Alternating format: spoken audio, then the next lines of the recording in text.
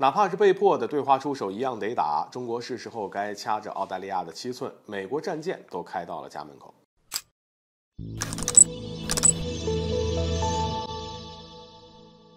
各位好，欢迎来到赵团长观察室。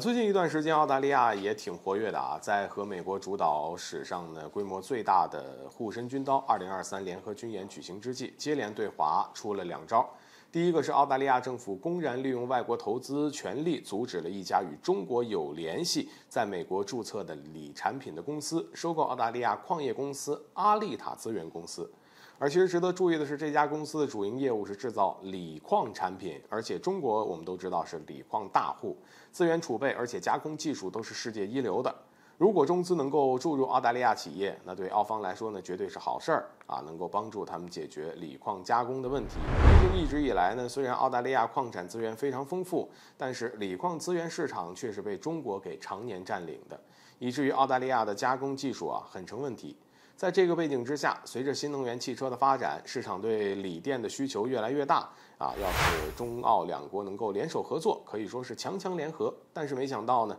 前脚澳大利亚刚答应的好好的，这后脚就反悔了。在澳大利亚政府阻止一起与中国有关的收购案之前澳大利亚的外交部长黄英贤刚与中央外办主任王毅进行了会面，期间还特别想就这个收购案展开了交流。谁曾想当面一套背后一套的戏码这么快就又出现了。显然澳方呢宁可是抛弃甚至是损害自身利益，都要与中国站在对立面。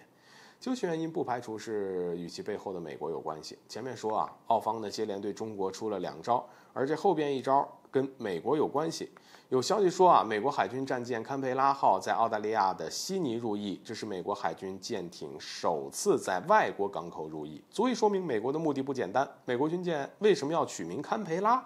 又为什么要在澳大利亚服役？实际上要说起来，澳大利亚是美国围堵中国的第2个重心，第一个就是日本嘛。这些年来呢，由于中国在多个领域的迅速发展，美国出于担忧和忌惮，开始想尽办法对中国进行遏制打压，包括联合世界上多国对中国进行围堵。尤其是拜登政府上台后呢，美国就更加不掩饰的对中国的敌意。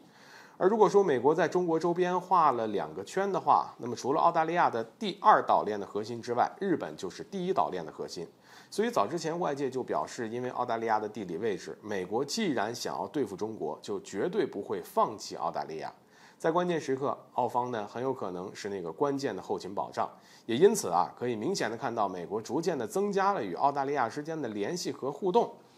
不知道大家记不记得奥库斯这个军事同盟？美英2国之所以坚持要向澳大利亚提供核潜艇，根本呢就不是想要帮助澳大利亚增强军事实力，而是想要通过澳大利亚压制中国。只有这样，美国才能继续维持自己在太平洋地区的存在感。所以不管是日本、澳大利亚还是其他国家，对美国而言都是棋子。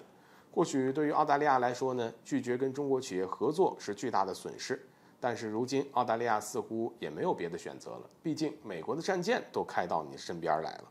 而作为美国的小弟，澳大利亚只能被迫的成为美国一个附属国。当然即便是被迫的，但是澳大利亚某种程度上还是把中国逼到了不得不反制的地步。其实如今中国也是时候该敲着澳大利亚的7寸进行反击，像贸易了、旅游了、移民了。总之澳大利亚一天没办法摆脱对美国的控制，我国就一天不会对澳大利亚抱有幻想。线下有一种澳大利亚被美国卖了还是要替美国买单挨中国打的感觉了。